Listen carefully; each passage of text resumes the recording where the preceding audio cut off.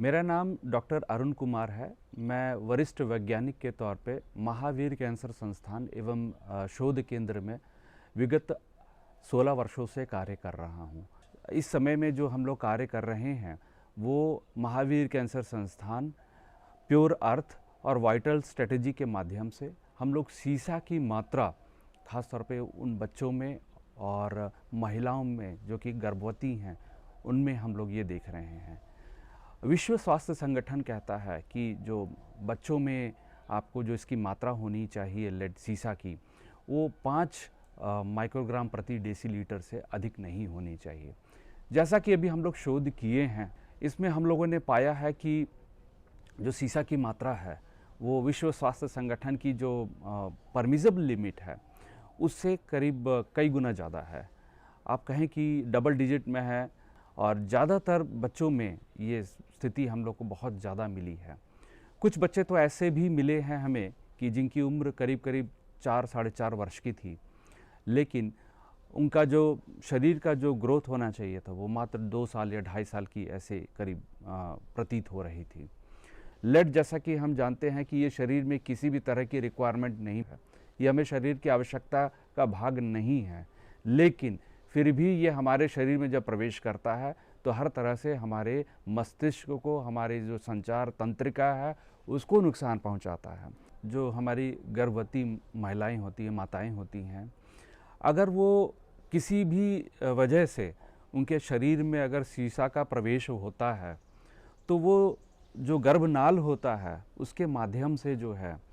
वो जो गर्भ में शिशु है उस शिशु के शरीर में प्रवेश करेगा। और हम जानते हैं कि गर्भावस्था के दरमियान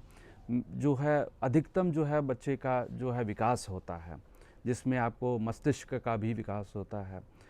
और ये सारी चीज़ें जो अगर सीसा अगर शरीर में जाएगा तो कहीं ना कहीं बच्चे के मस्तिष्क को प्रभावित करेगा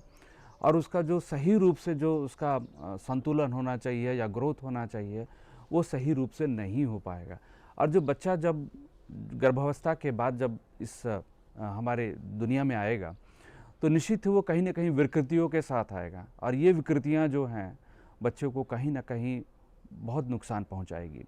और वो बच्चा एक समाज में, जो कि ये कहते हैं कि समाज में जब आए हैं तो आप कहीं ना कहीं अपना एक महत्वपूर्ण योगदान देने के लिए आए हैं, तो वो शायद वो योगदान नहीं दे पाएगा क्योंकि उसका मस्तिष्क उस स्तर पे काम नहीं कर पाएगा जिस स्तर पे होना चाहिए। तो इसीलिए महिलाओं में जो खास तौर पे जो गर्भवती महिलाएं हैं उनकी जांच भी बहुत ज़रूरी है।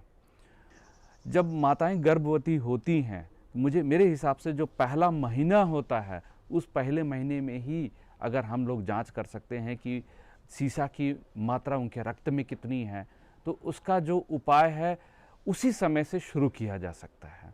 और जब बच्चा अगर पैदा हो जाता है तब भी हम उसके रक्त में अगर हम एक जांच करके हम बता सकते हैं कि क्या सीसा की मात्रा, अगर 0 है तो इसका मतलब हमारा बच्चा बहुत ही स्वस्थ है। अगर उसमें थोड़ा भी अगर मात्रा आ जाता है तो हमें बड़ा सतर्क रहना होगा कि बच्चे का जो भविष्य है, जो आने वाला 5 वर्ष है, वो बच्चे के लिए बेहतर हो और उसमें कहीं पे भी सीसा से विषाक्त ना हो, जिसकी वजह से बच्चे का सही रूप से संतुलन और ग्रोथ रहे और बच्चा हमारा जीवन में आगे बढ़ सके। सरकार की जिस तरह से स्वास्थ्य योजनाएं चल रही हैं, जिसमें हर तरह की जो जांच, आशा दीदी या आपको प्राथमिक स्वास्थ्य केंद्र है या आपको सदर अस्पताल हैं, ये सारे जगह पे आपको जो जांच होती है, चाहे अल्ट्रासाउंड हो गया या और भी जांच जो गर्भवती महिलाओं के लिए जो सारी चीज़ें दी जाती हैं, सुविधाएं,